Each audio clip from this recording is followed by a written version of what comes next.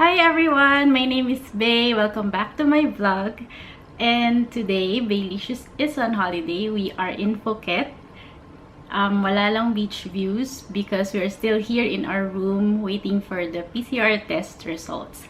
And we cannot go out at all until we receive that it's negative and that we are free to go out. Some of you are asking how to get here. Meron bang quarantine days? Ano yung requirements? What are the processes? I'll try to discuss and help you if you're interested to come here since wala pa naman kaming gagawin. We can go out of the room as what I've said. Okay, before you start, you should make sure that you will come from a low or medium risk country that is listed in the COE approval website, which I will share the link on the description box below. Second, you should be fully vaccinated and you should have received the second dose of your COVID vaccine not less than 14 days before your date of departure.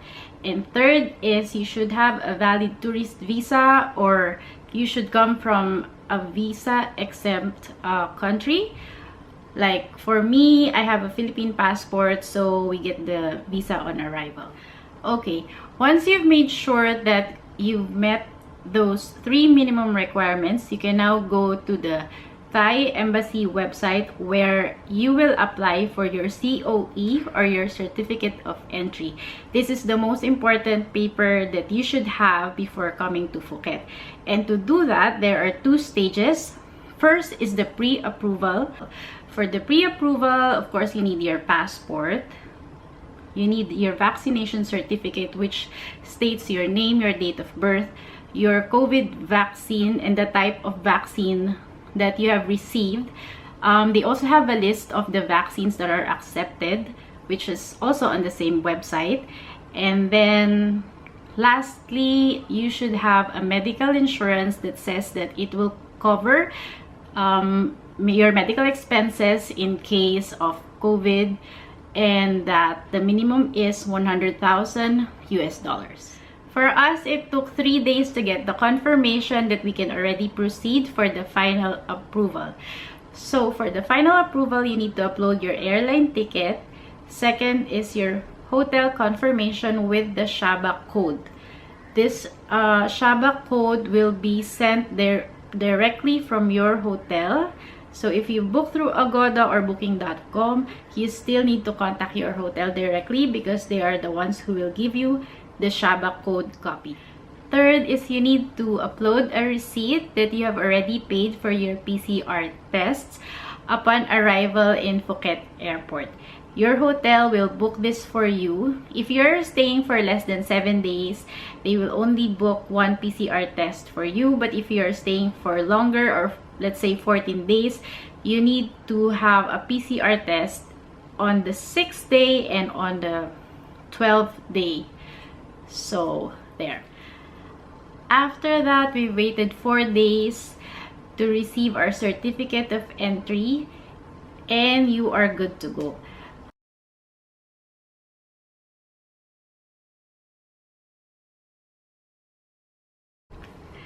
So, before traveling, you have to print all the documents, which you can put in a file folder like this, kung medyo OC kayo, so that it's easy to find and easy to manage.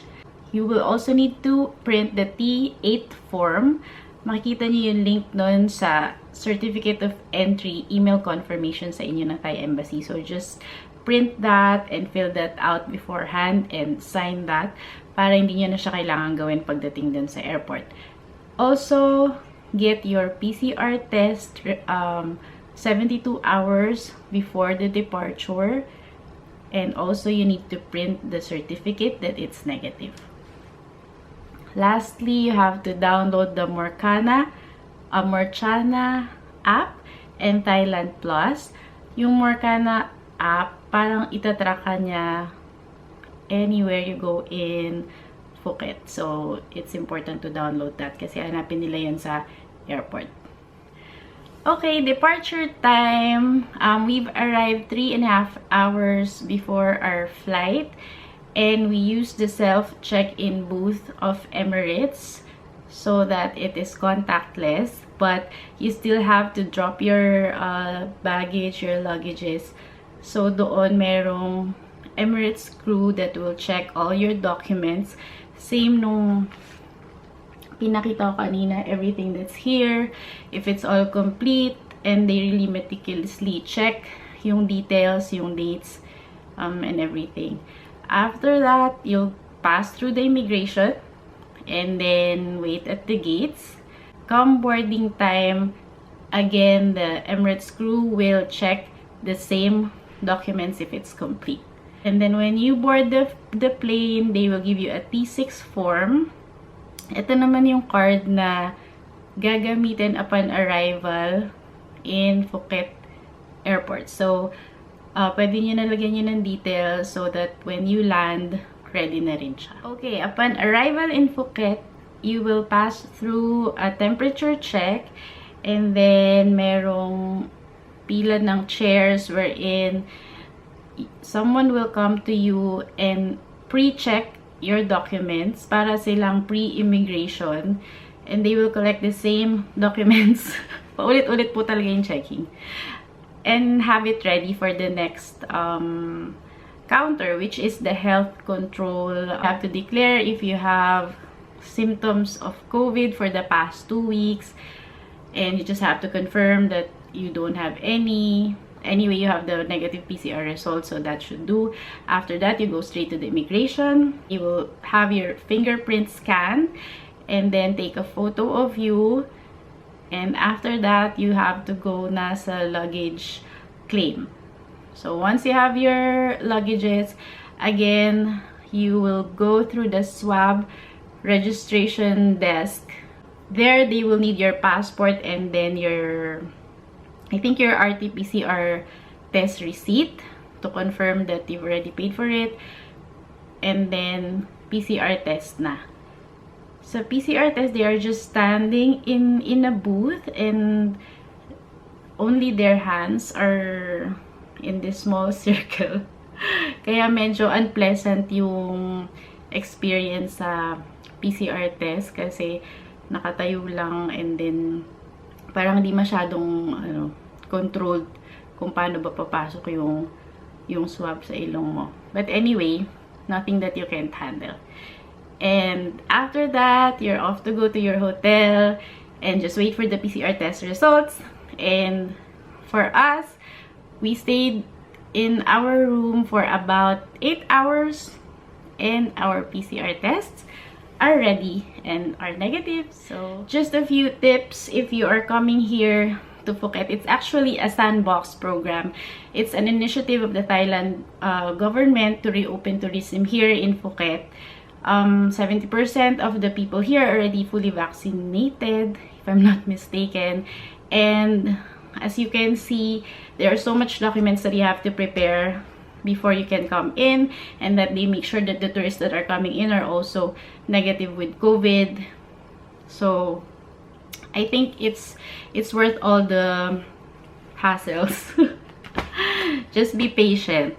You can at least apply 2 weeks ahead so that you have enough time to prepare, because like what I've said, sa pre-approval it took 3 days, and then sa final approval another 4 days.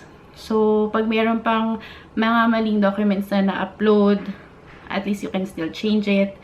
And then another tip is to also join the Phuket Sandbox FB group, kasi doon at least makita nyo yung mga travelers from the same country. Maybe iba rin yung requirements from other countries, and they can also give advices where to stay, what to do, where to go, what to eat.